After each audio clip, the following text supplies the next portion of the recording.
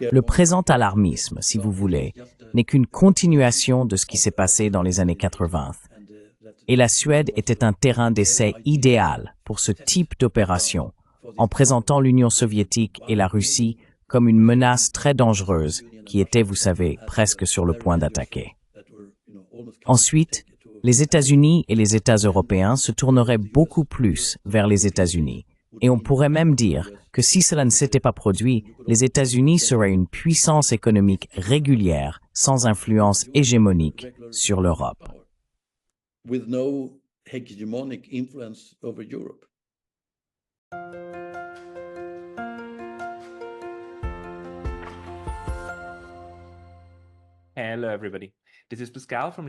Bonjour à tous, je suis Pascal de Neutrality Studies et aujourd'hui je parle avec le professeur Ola Thunander, professeur émérite à l'Institut de recherche sur la paix d'Oslo en Norvège.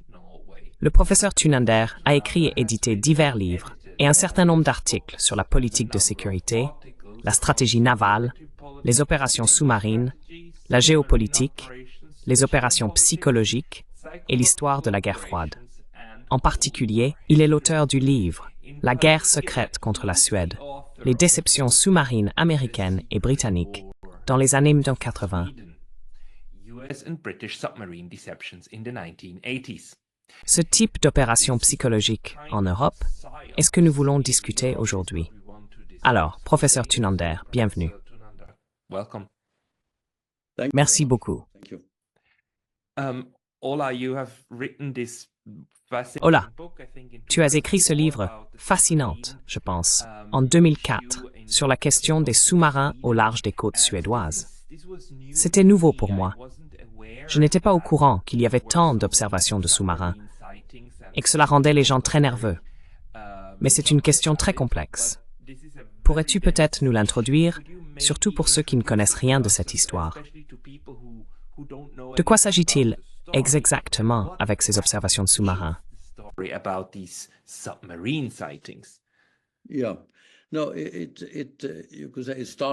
Oui, non. Cela a commencé avec un sous-marin soviétique en 1981 qui s'est échoué sur une île, ce qui était assez étrange.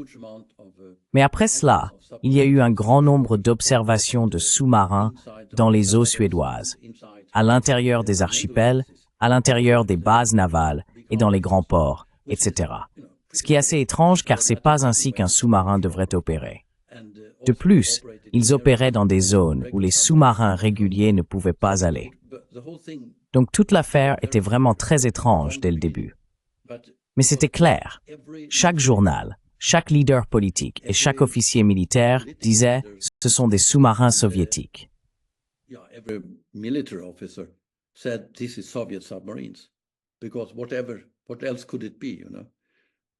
Parce que, qu'est-ce que cela pourrait être d'autre, vous savez? Donc c'était évident pour tout le monde que c'était des sous-marins soviétiques. Et en 3 ans, il y a eu un changement dans la perception de la menace en Suède. Cela est passé de 25-30% percevant l'Union soviétique comme une menace ou un État quelque peu hostile à 83%. Ainsi, la Suède est devenue un pays différent en seulement 3 ans. Une grande partie des médias, les premières pages des journaux, etc., portaient sur ces intrusions de sous-marins. Et cela a non seulement changé la mentalité de la Suède, mais dans une certaine mesure celle de la Norvège et du Danemark également.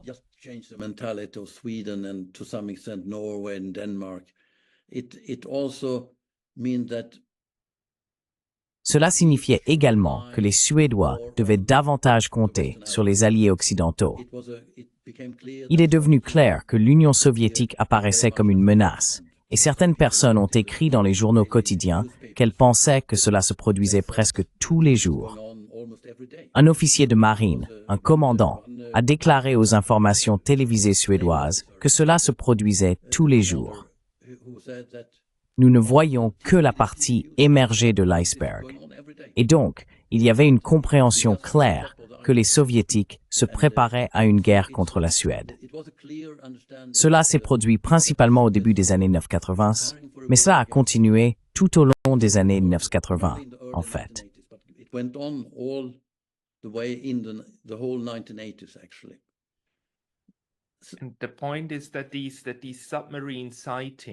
Le fait est que ces observations de sous-marins étaient réelles, n'est-ce pas? Des gens ont vu des périscopes. Des gens ont vu des parties de sous-marins au large des côtes suédoises. Mais la provenance des sous-marins n'a jamais été vraiment comprise. Ou, comme dans votre livre, vous en parlez, vous clarifiez cela. Mais d'où venaient-ils?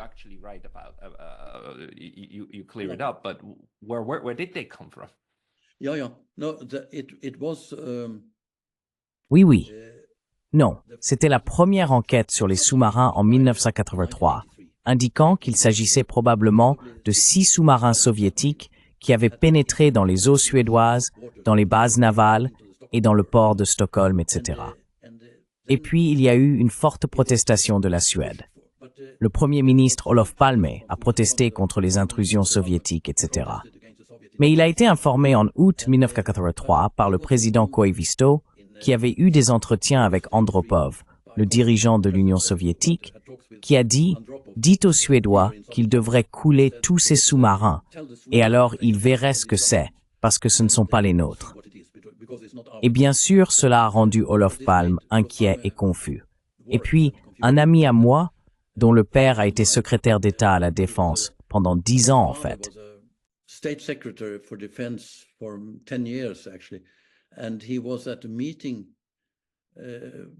Et il était à une réunion le 1er décembre 1983.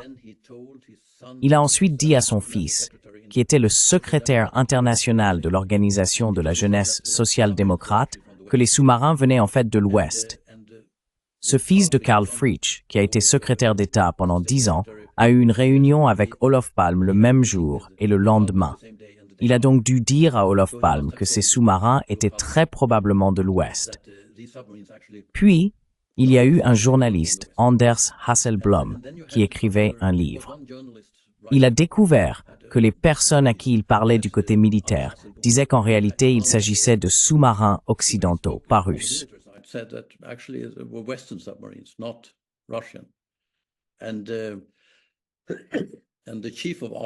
Et le chef de l'armée a déclaré publiquement en 1987 qu'il avait été informé que 2 sous-marins étaient sortis par le détroit danois en provenance de la mer Baltique, ce qui signifie que ce ne serait pas un sous-marin soviétique. Et il ne savait pas quelle nationalité ils avaient, mais il a déclaré publiquement que ce devaient être des sous-marins occidentaux, et l'un d'eux aurait également été endommagé. Et c'était en 1987. Puis, lorsque j'étais dans une 3e enquête sur les sous-marins en tant qu'expert civil, je lisais beaucoup de documents. Et l'ancien chef du renseignement avait fait un rapport au Premier ministre en 1987, en fait 1988, disant que vous avez ces 2 types de petits sous-marins opérant dans les eaux suédoises, et il n'y a aucune indication qu'ils soient des sous-marins soviétiques. Les soviétiques n'ont pas ce genre de petits sous-marins.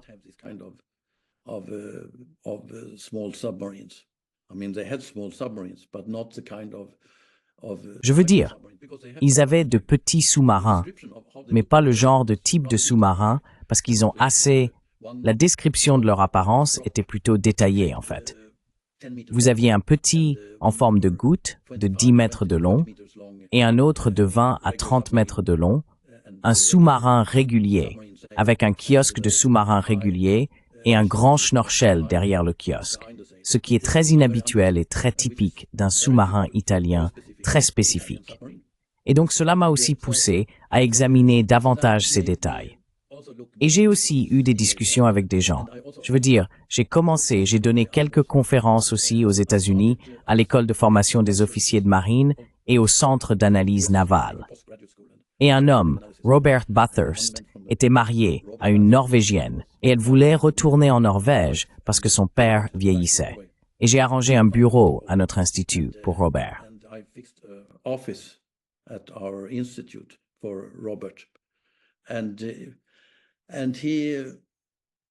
Et il était très prudent lorsqu'il parlait de ces choses, mais il avait été chef du renseignement naval en Europe au début des années 70 et il était attaché à Moscou, attaché adjoint au milieu des années 60 en fait.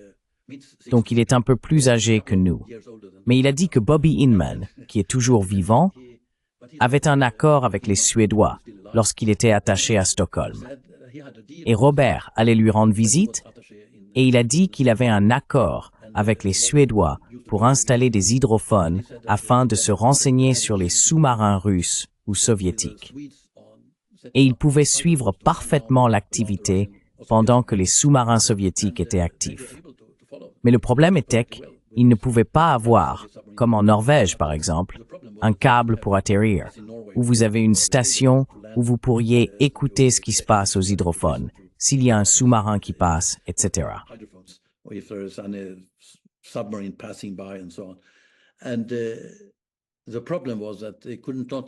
Le problème était, ils ne pouvaient pas avoir cette station câblée, parce qu'ils ne pouvaient pas obtenir le feu vert pour ces hydrophones de la part du Premier ministre. Cela signifie donc qu'ils envoyaient des signaux à un avion de patrouille de passage, et il fallait avoir un petit sous-marin pour entretenir ces hydrophones. Et cela a commencé dès la fin des années 1960. Et lorsque Robert dirigeait le renseignement naval en Europe, au début des années 70, ce système fonctionnait. Il savait, il rapportait chaque matin à 7 heures à l'amiral américain des forces navales en Europe, où se trouvaient tous les navires de surface et tous les sous-marins soviétiques, parce qu'il savait.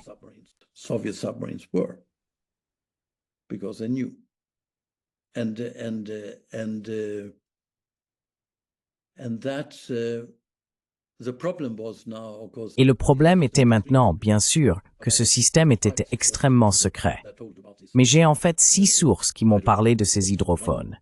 Et un gars a dit qu'ils en avaient récupéré un dans un filet de pêche, en fait. Donc ils ne savaient pas alors ce que c'était. Mais, je veux dire, ce n'était clairement pas un hydrophone soviétique, pour ainsi dire. Il était responsable du matériel de défense pour les opérations sous-marines.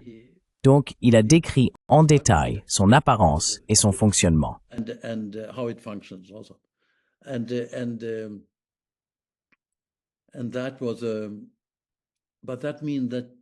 Et cela signifie que lorsque les Américains, au début des années 80, en ont eu assez des Suédois ou des Scandinaves, plus ou moins, je veux dire, c'était le Premier ministre norvégien dans son discours du Nouvel An en 1981, qui a parlé de la possibilité d'une zone sans armes nucléaires dans les pays nordiques. Les Américains et les Britanniques ont explosé. Je veux dire, c'était totalement inacceptable et il fallait parler sérieusement avec les Norvégiens. Et les Suédois étaient encore pires. Donc les Norvégiens étaient sur une pente glissante, comme cela a été décrit dans un document du Foreign Office britannique que j'ai vu dans certains documents déclassifiés. Il était clair que les Britanniques étaient extrêmement contrariés par le comportement des pays nordiques, qu'ils n'étaient pas assez loyaux.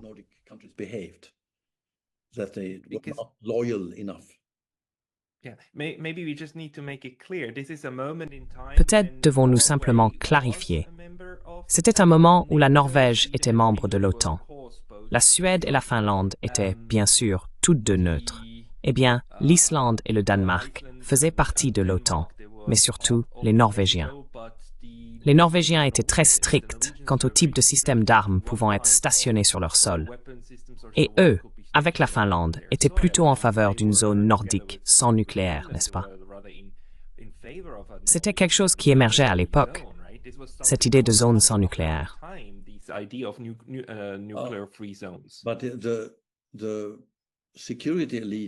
Mais l'élite de la sécurité en Norvège était clairement contre cela. Je veux dire, ils étaient contrariés. Et en fait, les ministres des Affaires étrangères n'ont pas été informés lorsque le Premier ministre a prononcé ce discours du Nouvel An. Ainsi, le secrétaire d'État américain, Alexander Haig, était furieux lorsqu'il a parlé avec Knut Frydenlund, qui était le ministre des Affaires étrangères. Et le ministre des Affaires étrangères a dit que, vous savez, nous avons une opinion publique en Norvège et nous devons leur parler, etc. Mais cela n'arrivera pas, vous n'avez pas à vous en inquiéter. Mais malgré tout, les Britanniques et les Américains n'étaient pas satisfaits du comportement du côté norvégien et principalement du côté suédois. Donc, cela est devenu je veux dire après coup, on pourrait dire que cela a clarifié ces sous-marins. Ils étaient britanniques et sous commandement américain. C'étaient ces navires italiens qui, vous savez, vous pouviez simplement... Ils étaient là depuis 10 ans. Je veux dire, ils n'étaient pas là depuis 10 ans. Ils ont été amenés sur des navires marchands.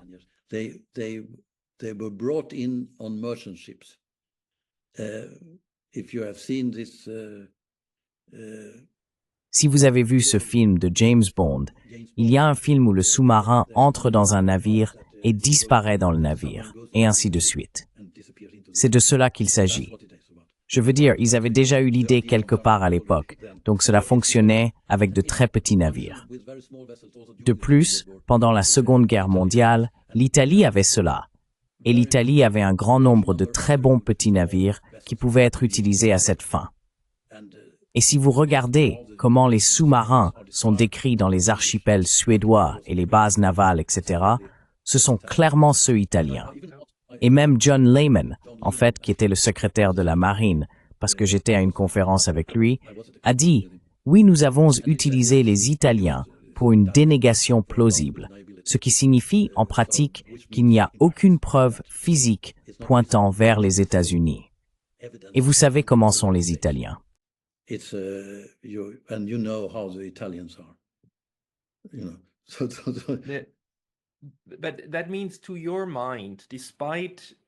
Mais cela signifie, selon vous, malgré l'absence d'une admission officielle par l'un de ces États, qu'ils ont utilisé des sous-marins dans la Baltique à cette époque, qu'il est clair qu'il s'agissait d'une mission PESIOP par les États de l'OTAN pour effrayer la population nordique, afin de soutenir des politiques anti-soviétiques.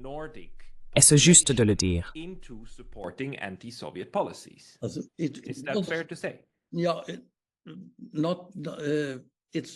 Oui, c'est un peu plus, on pourrait dire, qu'en fait, en 2001, le secrétaire à la défense des États-Unis, Caspar Weinberg, donc il était secrétaire à la défense dans les années 1980, a déclaré en 2000 dans un documentaire suédois de 40 minutes. Et il a parlé, pendant plusieurs minutes, de la façon dont nous opérions effectivement des sous-marins dans les eaux suédoises, régulièrement et fréquemment. Et c'était nécessaire parce que cela augmentait la préparation du côté suédois. Et c'était nécessaire pour nous. Et c'était nécessaire pour les Suédois, parce que les Suédois collaboraient également étroitement avec les Américains. Je veux dire, certains Suédois, disons-le ainsi. La Suède était en un sens divisée. Et j'ai beaucoup écrit à ce sujet, en fait, sur l'état dual.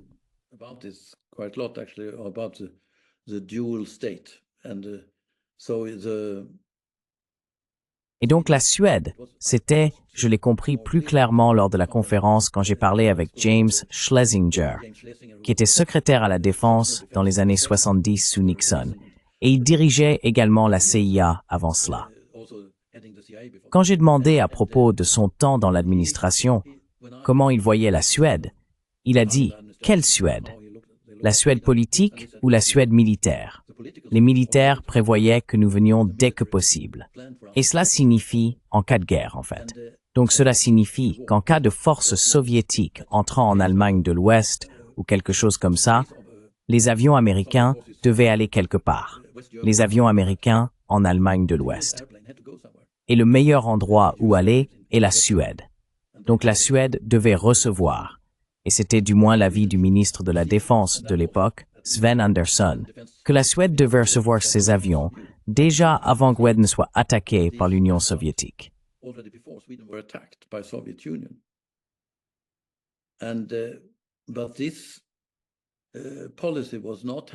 Mais cette politique n'a pas été transmise au nouveau Premier ministre par Olof Palme en 1966. Donc Olof Palme a été Premier ministre de 69 à 66, puis de 82 à 86 quand il a été assassiné. Cela signifie donc que l'idée de cette élite militaire était que nous devrions recevoir des avions américains avant même que les soviétiques ne nous attaquent. Et ce n'était pas la politique de la Suède politique. Donc en ce sens, la Suède était totalement divisée. Vous aviez une partie, une élite, je ne sais pas combien de personnes, Mais j'ai demandé à John Lehman, lors de cette conférence à laquelle j'ai parlé en 2007, quel Suédois était impliqué dans cela. Et puis il a dit, non, je ne peux pas vous le dire, parce qu'alors je devrais vous tuer après.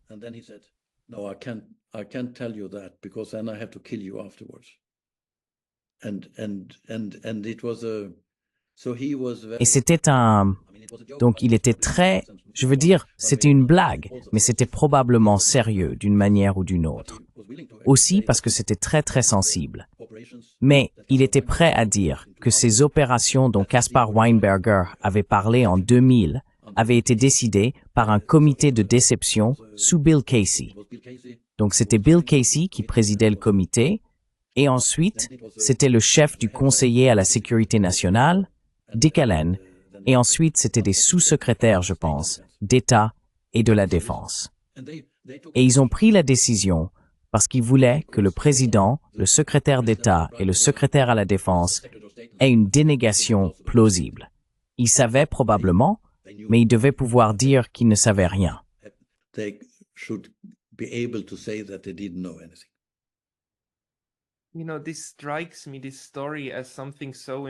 Vous savez, cela me frappe, cette histoire comme quelque chose de si important, parce que il y a cette idée, bien sûr, que les États de l'OTAN et l'OTAN elle-même sont une alliance purement défensive qui veille sur ses membres et est également égale, n'est-ce pas?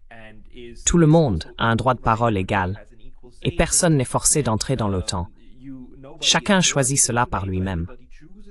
Du moins, c'est le grand récit que, surtout ces dernières années, on nous a répété sans cesse. Tout le monde est libre de choisir ses alliances. Mais votre recherche montre magnifiquement que l'alarmisme du côté de l'OTAN a depuis au moins 40 voire 50 ans été énorme afin de consolider la politique militaire, notamment autour de la mer Baltique.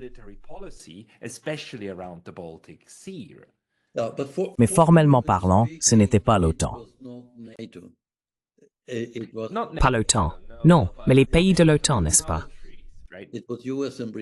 C'était les États-Unis et la Grande-Bretagne. Et j'ai parlé avec Vidar Eid, un général norvégien qui était vers l'an 2000. Et à propos de...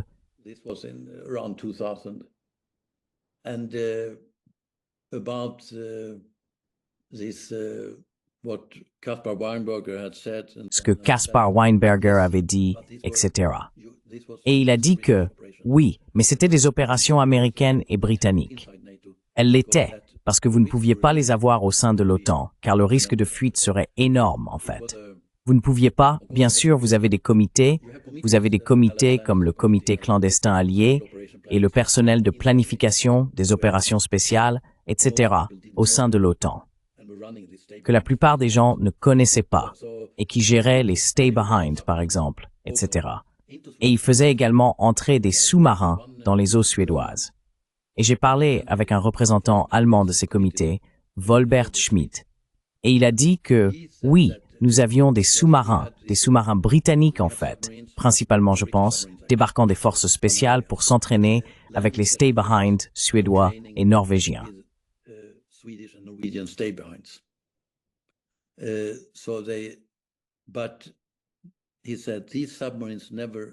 Mais il a dit que ces sous-marins n'étaient jamais visibles. Donc, ce n'étaient pas les sous-marins qui apparaissaient dans les archipels suédois et les bases navales, etc. Mais ils sont entrés dans les eaux territoriales suédoises et dans les archipels suédois aussi, en fait. Mais ils ne l'ont pas fait. C'était En fait, après que Caspar Weinberger ait fait cette déclaration à la télévision suédoise, l'ancien ministre de la Marine britannique, Keith Speed, a dit presque la même chose. Nous l'avons fait, et c'était nécessaire. Et nous pouvions presque, vous savez, entrer dans le port de Stockholm et faire surface pour voir si vous étiez capable de nous suivre. Et c'était Mais Weinberger et Speed ont tous deux dit que c'était une opération de marine à marine. C'était la marine américaine qui parlait avec les représentants suédois, et c'était la marine britannique qui parlait avec les représentants suédois dans la marine suédoise. British Navy speaking with the Swedish representatives in the Swedish Navy. And he said also that it was Et il a également dit que c'était l'officier supérieur des sous-marins et le chef d'état-major de la défense qui ont parlé avec son homologue suédois, ce qui permettait de voir facilement de qui il s'agissait. Et c'était la même personne qui ordonnait des cessez-le-feu lorsqu'un sous-marin était sur le point de partir, etc. Il est donc clair que ce qui s'est passé alors, c'est que, vous savez, c'était un haut niveau d'amiraux qui savait ce qui se passait. Mais les officiers de marine réguliers pensaient qu'il s'agissait de sous-marins soviétiques. Et certaines personnes ont commencé une sorte de révolte contre le Premier ministre. Ce qui, vous savez, en tant qu'officier de marine, vous n'êtes pas censé commencer une révolte contre le Premier ministre. Mais ils ont en fait également discuté du fait qu'ils devraient l'éliminer pour le tuer.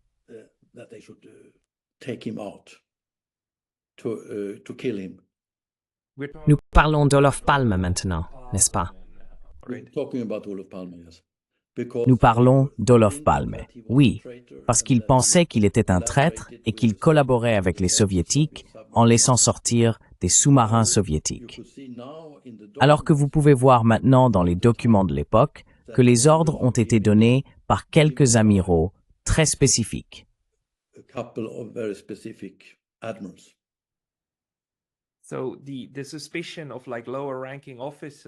Donc, la suspicion des officiers suédois de rang inférieur était qu'il y avait des sous-marins soviétiques espionnant la côte suédoise.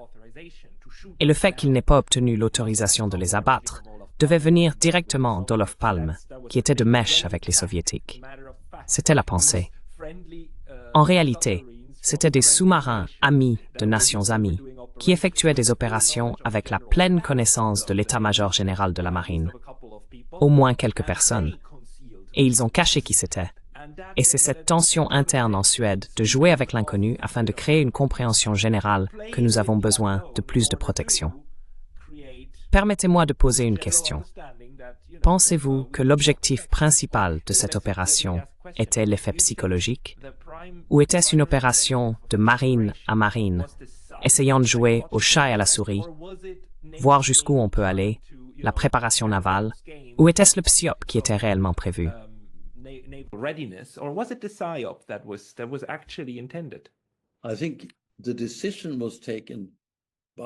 Je pense que la décision a été prise par le comité de déception de Casey, qui a indiqué que c'était une opération psychologique comme un enjeu majeur. Mais quand Caspar Weinberger en a parlé, cela a été présenté. Et on pourrait dire que c'était une dissimulation, mais ce n'était pas une très bonne dissimulation pour le public suédois, mais c'était là qu'il a dit qu'il était nécessaire d'augmenter la préparation du côté suédois. Et nous devons faire cet entraînement, ces exercices dans les eaux suédoises. Donc, vous avez différents niveaux, pourrait-on dire. Mais au niveau supérieur, ce sont en fait des opérations psychologiques. Et c'est clairement la façon dont ils pensaient aussi quand vous les écoutez.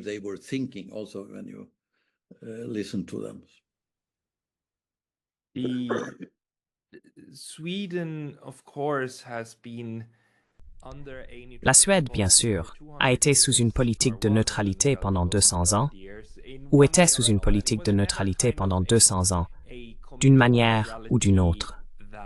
Et ce n'était jamais une neutralité engagée comme celle de la Suisse ou de l'Autriche, mais c'était plutôt un manque d'autres options, à maintes reprises. Pensez-vous donc que la fin ultime de la neutralité de la Suède remonte en fait aux années 1980 et à ce changement de cap provoqué par ces navires?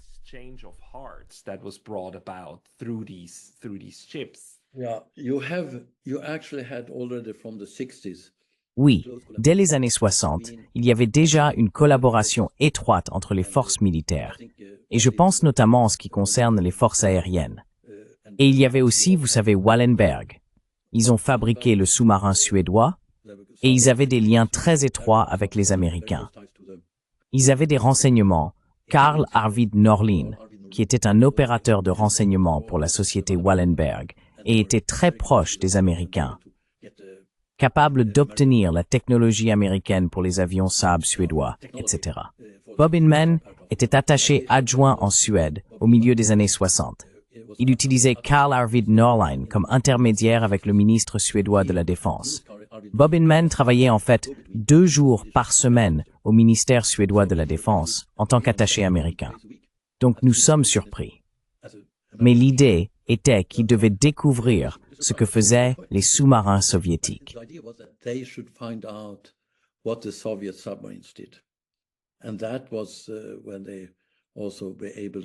Et c'est à ce moment-là qu'ils ont également pu déployer ces hydrophones le long de la côte suédoise. Mais déjà depuis les années 60, on pourrait dire qu'une partie de l'establishment était très proche des Américains. Ils n'étaient pas, en ce sens, proches de l'OTAN en tant qu'organisation, parce que c'était des relations bilatérales, mais aussi des Britanniques en fait. Donc, en ce qui concerne les Stay Behind, ils étaient très proches des Britanniques. Les Américains et les Britanniques ont toujours su comment infiltrer l'État, établir des liens étroits avec les gens et développer ces liens étroits, souvent sur un plan privé. Par exemple, le chef de la marine suédoise, au début des années 80, est parti en vacances avec la famille Bobby Inman. Cela a conduit à des liens très étroits entre les individus.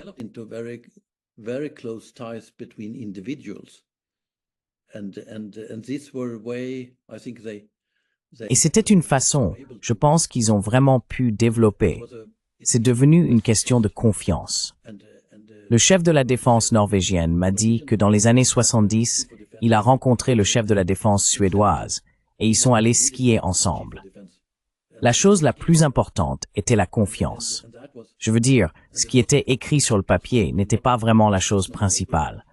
La chose principale était la confiance personnelle, mais cela rendait aussi les choses plus problématiques, pourrait-on dire, en ce qui concerne le non-respect des règles. Si vous vous exprimez publiquement, par exemple, et faites des choses, il n'y a aucun moyen légal de vous punir. Cela signifie donc que le seul moyen est la punition physique. On pourrait dire que c'est peut-être un aspect du meurtre d'Olof Palme, qu'il a été éliminé parce qu'il était inacceptable. Et il savait aussi beaucoup de choses.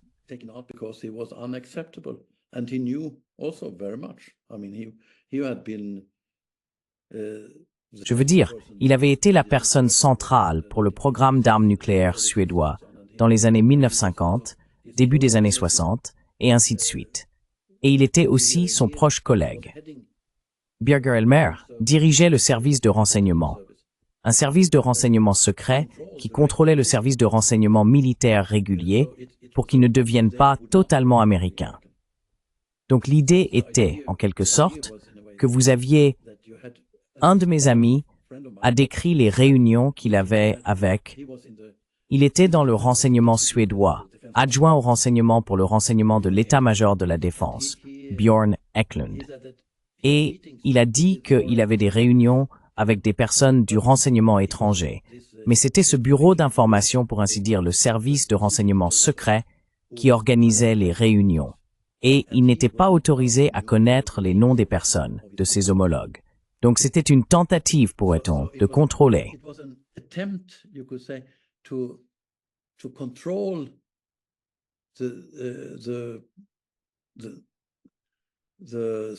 Le service militaire et de renseignement suédois pour qu'il ne soit pas totalement infiltré par les Américains, pourrait-on dire.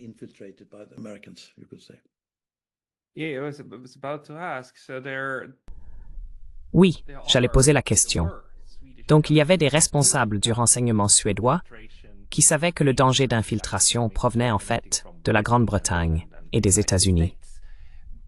L'Union soviétique représentait une menace militaire directe, mais il y a une autre menace de l'autre côté, ce qui est très paradigmatique, car les États neutres sont généralement menacés par les deux parties qui veulent qu'ils se rapprochent d'eux et leur soient plus amicaux.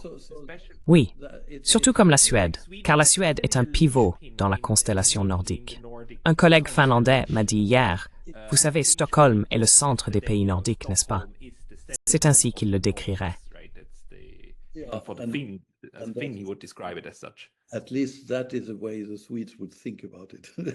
Du moins, c'est ainsi que les Suédois le percevraient. La Finlande a fait partie de la Suède pendant, je suppose, 600 ans ou quelque chose comme ça. Donc en ce sens, Stockholm était également géographiquement au centre. L'Estonie et la Lettonie faisaient partie de la Suède.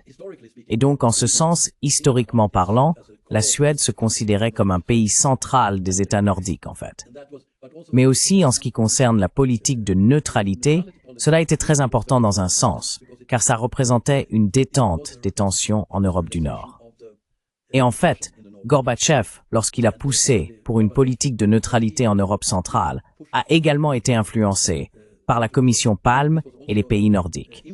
Parce qu'à la fin de 1988, son proche collègue, un conseiller économique proche, Bogomolov, a écrit sur la possibilité d'une Pologne, d'une Tchécoslovaquie et d'une Hongrie neutre.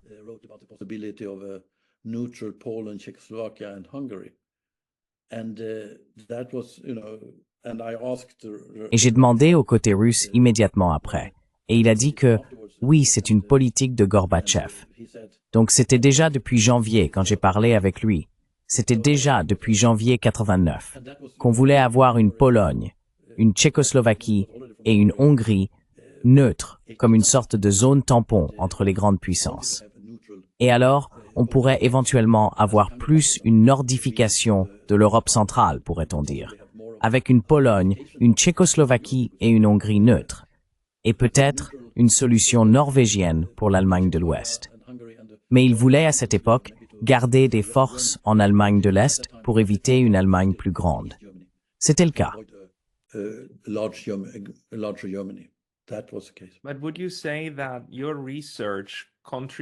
Diriez-vous que vos recherches contribuent à l'ensemble des connaissances montrant qu'un tampon neutre, neutralisé entre l'Union soviétique, puis la Russie et l'Europe occidentale, n'a en réalité jamais été quelque chose que les États-Unis souhaitaient, et aussi les Britanniques, qu'ils ont activement travaillé contre cela à un niveau opérationnel, pour s'assurer que, vous savez, même si des pays se disaient neutres, ils resteraient loyaux à leur camp, bien plus que, disons, fonctionner comme un tampon.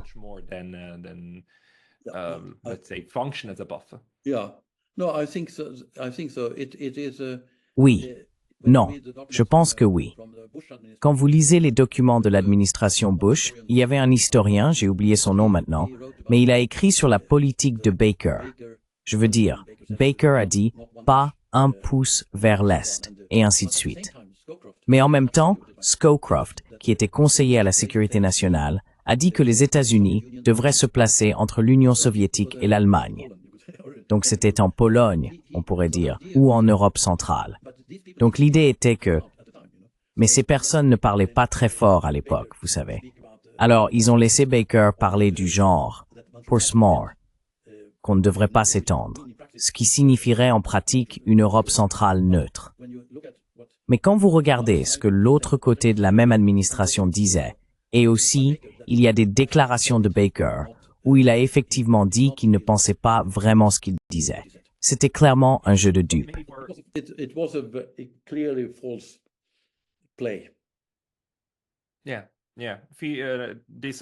Oui, malhonnête au mieux, et mensonge au pire.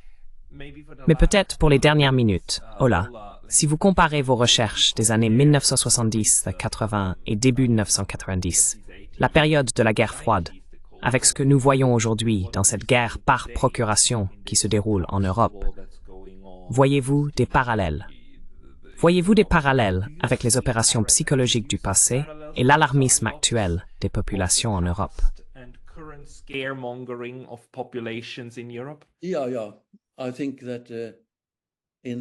Oui. Je pense que, à certains égards, on pourrait dire que l'alarmisme actuel, si vous voulez, n'est qu'une continuation de ce qui s'est passé dans les années 80 et que la Suède était un terrain d'essai idéal pour ce type d'opération. En présentant l'Union soviétique et la Russie à l'époque comme une menace très dangereuse qui était presque sur le point de vous attaquer, les États-Unis et les États européens se pencheraient beaucoup plus vers les États-Unis. On pourrait même dire que si cela ne s'était pas produit, les États-Unis seraient une puissance économique régulière sans influence hégémonique sur l'Europe.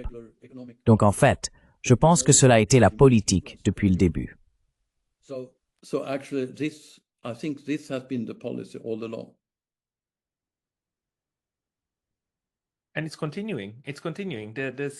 Et ça continue. L'alarmisme et l'exagération des menaces de l'autre côté, même avec des tromperies flagrantes, se produisent sous nos yeux. Mais est-ce que cela devient un peu plus évident pour vous maintenant? Parce que ce qui s'est passé avec Nord Stream a d'abord été attribué à la Russie immédiatement, bien que cela n'ait aucun sens. Cela n'a toujours aucun sens. Mais cela devient un peu plus évident maintenant, n'est-ce pas? Perdent-ils leur avantage dans l'alarmisme, ou est-ce que je ne vois tout simplement pas?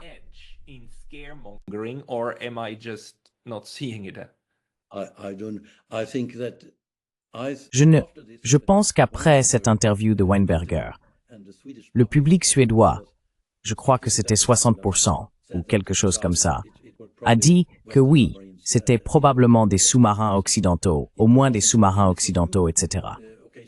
En 2014, il y a eu une nouvelle occasion d'intrusion de sous-marins, où vous savez, personne ne sait vraiment ce que c'était. Mais c'était certainement pas des Russes. Mais c'est ainsi que cela a été présenté. Et tout ce qui était connu, vous savez, 15 ans auparavant a été oublié. Donc, il ne faut pas sous-estimer la capacité de ces Français.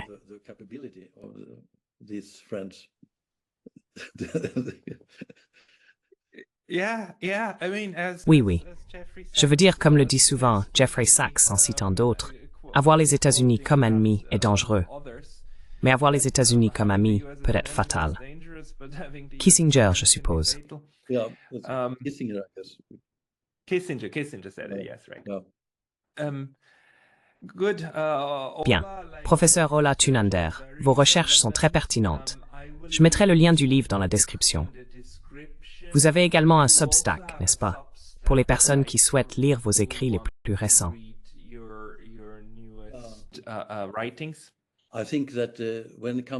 Je pense que quand il s'agit du livre, il est assez ancien. Je veux dire, le livre en anglais est assez ancien.